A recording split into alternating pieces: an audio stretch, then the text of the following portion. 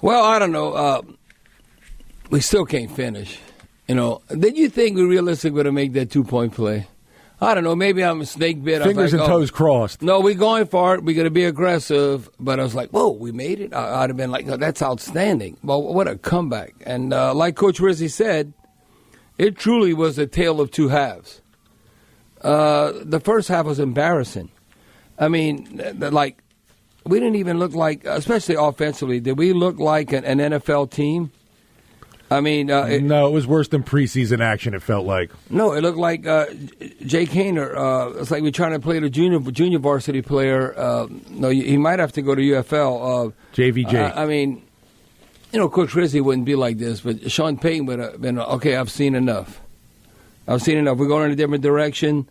But I understand they wanting to play him, give him an opportunity because, when they match up in practice and. The games are different, but Jake Haener looks like an NFL quarterback at times in practice. So you could say, I don't know about a starter, but he could be on the roster. But I think he might have to go to the UFL if he wants to get playing experience and develop maybe to eventual NFL quarterback. But I think he's like a poor man, Chase Daniel. Remember, Chase Daniel, now how you keep an NFL lifestyle? You got to play well in preseason. And be an emergency quarterback. That don't mean you're a starter. No, Jake Haener will never be a starter. The jury's still out on Spencer Rattler. I thought, look, I wanted to give Spencer Rattler an outstanding. Now, you have a great comeback that is outstanding, but I can't give him an outstanding performance. I can say good to very good or the moxie that he has, but I don't know. He was 10 of 21. Isn't the rules changed for the forward pass? That's not even 50%. So that's not good. So when you look at it and you're going to break it down, and it just shows you the value. I'm not saying he's bringing any championships here. But don't you see a difference in Derek Carr? They have some people, they texting you, Steve, and all that. And what was that ridiculous text you got, with Jake Haener? Seeing on the Twitter sphere that's saying Jake Haener and Derek Carr are going to be sharing time at McDonald's at the drive-thru window. What are you talking about? Can't even. Not only can Jake Haener not hold Derek Carr's jock, he can't even wash it. He can't even clean it. What are you talking about? That's just hating on Derek Carr. That there's no reason. Derek Carr in his career is on the level, and you can look it up, like explosive plays to over 20 yards and over 40 yards. And they're all up there. You look for a decade. Derek Carr has skins in the wall. Now, I don't know about winning a championship, but that's what he's accomplished. I'm not saying he's Matthew Stafford or, Kirk Cousins. That doesn't mean you're going to win anything. But to compare, whoever said that, they don't know football. And then they can say about Jake Haener. They're just being nasty and evil. Yeah, just being nasty and evil. No, there's a difference, I would say, so far as a gamer and what it takes. No, Spencer Rattler's head and shoulders, to say the least, above Spencer Rattler. Now, what does that mean for the future? The future could come quick. And now that's a big challenge. I don't care if Derek Carr was playing. If we had Chris Olave, if we had Alvin Kamara, if we had Taysom Hill, if we had all hands on deck. Preach. To play the Packers on Monday night in Green Bay, we win that game. That'd be one of the greatest upsets this season in the NFL. So now, okay, we're going to see what's going to happen Monday night. Now I say, well, Bobby, we could play Nicole. I know we can. Because you know why? You remember it was the coldest game the Saints ever played. We beat the Cleveland Browns. But the Green Bay Packers ain't the Cleveland Browns. So that's it. Doesn't matter who you're playing in the cold. And I know Derek Carr's not playing. I'm going to save this for the pregame in Green Bay. Derek Carr is terrible in cold weather. I have to get this in my notes. I might even say this in the post game tonight. Derek Carr is like 0-11 or something when the weather's a certain temperature. So I know Spencer Rattler. Just based on that, he got a broke hand dealing with concussion. Spencer Rattler is the quarterback against the Packers on Monday night. Book it. Because, well, I'm going to read this later during the show before we get off the air. But I can tell you, Derek Carr has been horrendous in cold weather. And guess what? It's not. And It might not be buffalo cold or blizzard, but it could be. It's a frozen tundra. So it'll be interesting to see Monday Night Football at night.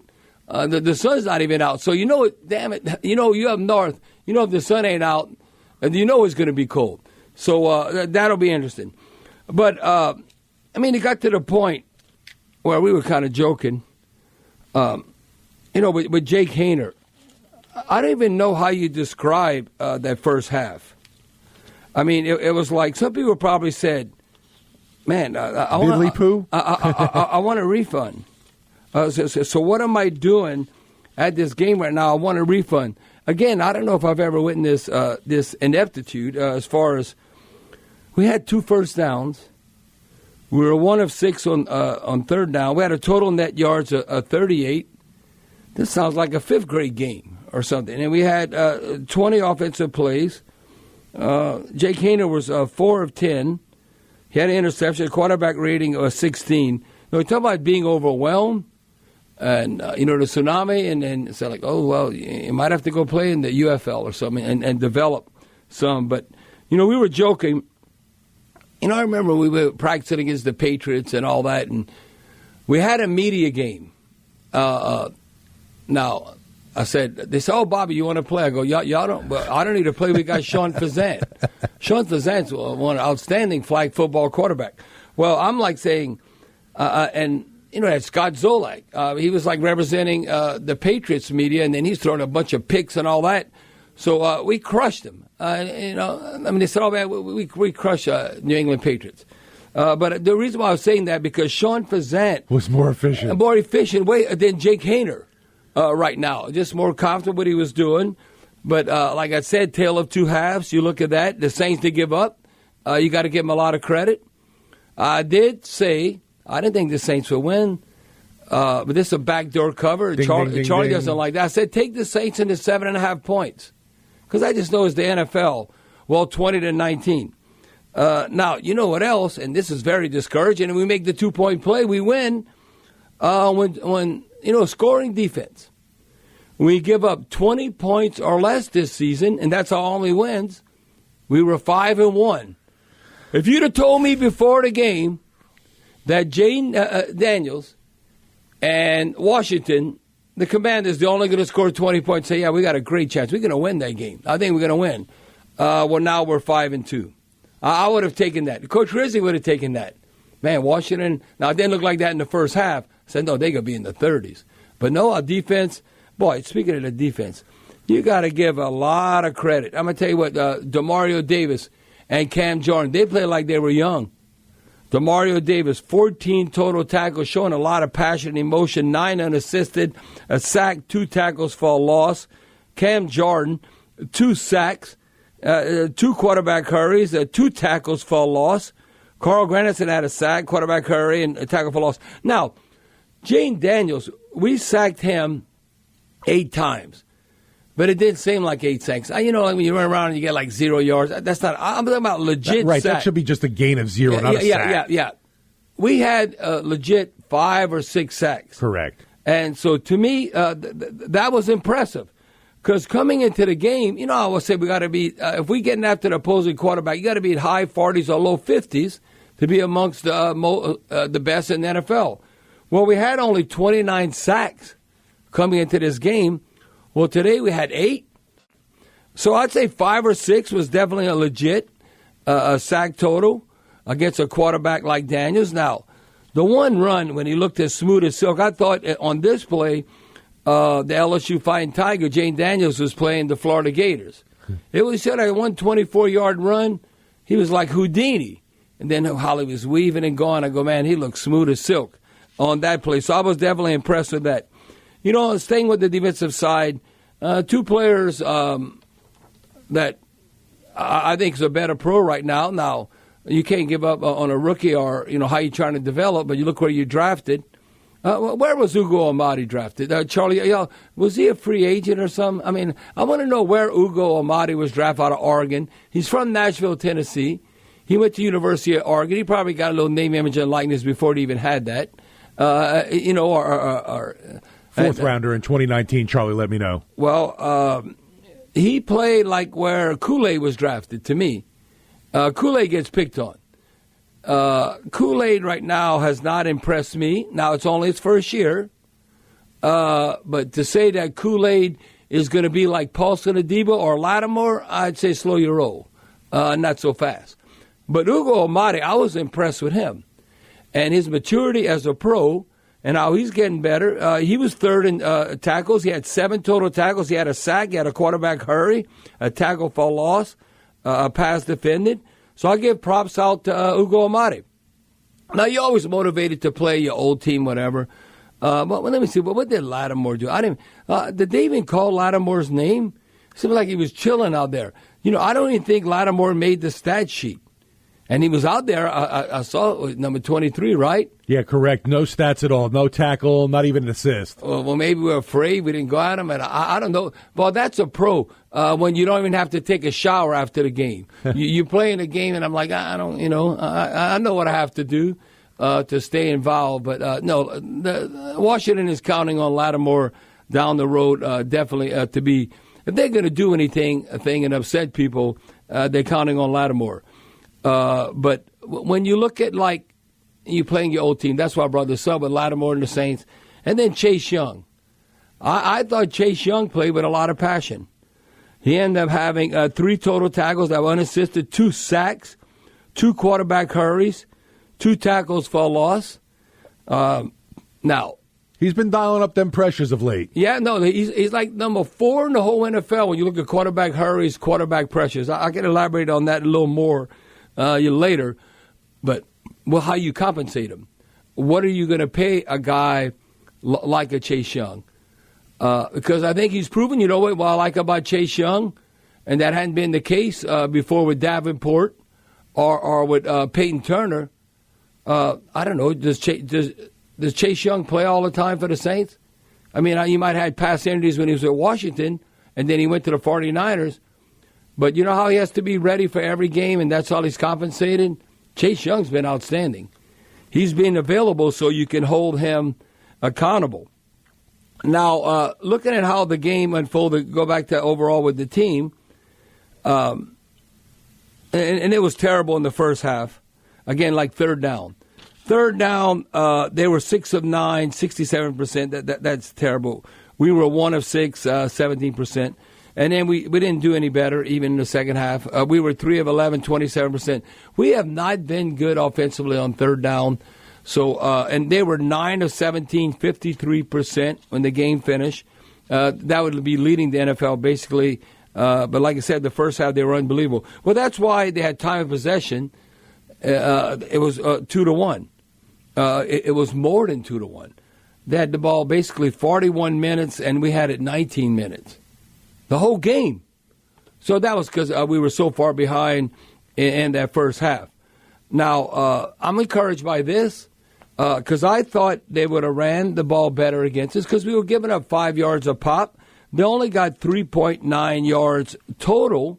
So he said, Bobby, that's basically 4 yards. But no, what I was encouraged, their running back, Robinson.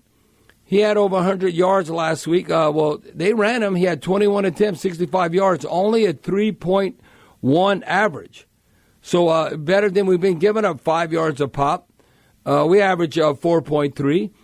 I got to give Kendrick Miller credit. Now, you know what I want to see in Kendrick Miller? How about you play every game the rest of the season? I don't know, how hurt is Kamara? I mean, he had to come out. He caught the touchdown pass. Right, we just know he's dealing with the groin issue. Nothing about the severity yet. Oh, that groin, yeah. Yeah, never. I don't know, hip flexor, groin, and all right. that. Hammy. I don't know, soft tissue, all that kind of stuff. So he played in the Packers, Raiders, Tampa Bay. So here's your opportunity, Kendrick Miller. I thought Kendrick Miller was very good. He's been averaging 4.4 yards when he's played this season. We averaged 5.1 yards today. Now 9 carries. So and Alvin only had 5, so that might, if Alvin's not available going against Green Bay, that might be it's Miller time. Yes, I'm not saying times 2, but it might be at least a half a dozen more carries. So seeing he had a long gain of 17, but that long gain of 17, the offensive line finally blocked up the expectations. At times, then you get, I don't know, kind of ticked off or worried. Because we were all like, oh, offensive line's coming back. And I talked to Deuce about this in the pregame. against the Giants. But we hadn't seen this since the Eagles. And then Deuce made a good point. Well, Cesar Ruiz and all concussion, we're not really practicing. So they're not really gelling. We were terrible running the ball against the Giants. We were like 2.8 yards. Today we're 3.9. Okay, it's a little better.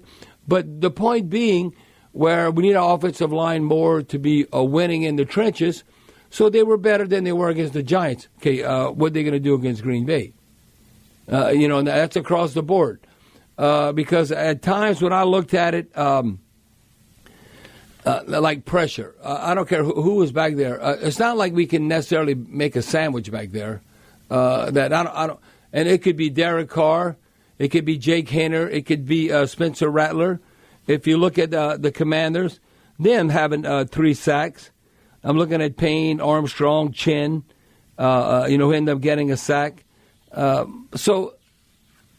think offensive line, where we're at right now, considering we don't have Taysom Hill, we don't have Chris Olave, we don't have Rashid Shaheed. Now, if you don't have Kamara, well, man, come on, offensive line. We have to lean upon you, and we don't know who's playing quarterback and all that. I think, we've done well, and I got to give him credit. That I think one position that we've stepped up, especially since Chris Olave and Rashid Shaheed has not been available, is the tight end position. I think our tight ends have contributed where, and I'm not even, thank God we got Valdez-Scantling. That one catch, Spencer Rattler, I just think he said, hell with it, I'm freaking throwing it. Because he hung in there tough, threw that pass down the middle. I think the Washington guy thought he was getting intercepted, and Scantling came down with the catch. Now, he got targeted 7 times. He only had 2 catches, a 32-yard average. No, he's always has a high average, that being Valdez-Scantling. But I'm looking at, Foster Morrow, the tight end position has benefited, and Jawan Johnson. Now, Foster Morrow, 4 targets, 4 catches, 19 long gain. 19 was the most he gained. Right. He had a touchdown. Jawan Johnson, 3 targets, 2 catches. He had a long gain of 9. So the point I'm making is that we targeted the tight end 7 times, and they had 6 catches. That's one thing with our top receivers being out. The tight ends have been able to step up and to get it done. Now, if you look at it, you know why else we should have won the game? Washington kind of shot themselves in the foot. Remember I tell you 9 penalties or more, or 100 yards. Well, guess they had 9 penalties, 84 yards. That's like a touchdown. So that's like 6 points. I don't know, we lost 2019. So realistically, now we had 4 for 36. No, you're saying the first half. We did win the penalty battle. Well, we won the penalty battle on the whole game. That's why we should have been able to overcome, because that could come back to haunt Washington. To have 9 penalties or more, 100 yards, you hovering around that. No, you're giving up 6 to 10 points. Yeah, they definitely let the Saints hang around. Yeah, without a doubt. Now, what was outstanding, and I'll bring this up to Coach Rizzi on the coaches show, like net punting average. Both punters were, I don't know, maybe outstanding is not the right word, but they were very good. The Washington punter had 44-yard average, and look, Hayball was like 43.8. That continues, and you're punting the ball inside the 20. You can look inside the 10. Like Hayball had 2 inside the 20, and Way had 1 inside the 20 with that net. But both teams were outstanding in the coverage units. But I think it was a gallant effort. But getting those style points for playing hard. You're a pro. Come on, you're getting paid. It was just horrendous the first half, and we fought back in the second half. Just fell short, 20-19. But listen, I don't know. You think we're going to beat Green Bay Monday night? Now, I think out of all the games we played this year, I think at Green Bay on Monday night we have no chance. I'm going to challenge the coaching staff and the players. I'm going to tell you right now, at Green Bay, I'm the founding father of Who Dat Nation. I think we have no chance. I'm not saying, Bobby, come on, you're going to raise the white flag? No, I'm just keeping it real. Now, I hope I'm wrong. Prove me wrong. How about you prove me wrong, Saints players and coaches, and then all of a sudden shock the world and beat Green Bay on Monday night in the frozen tundra.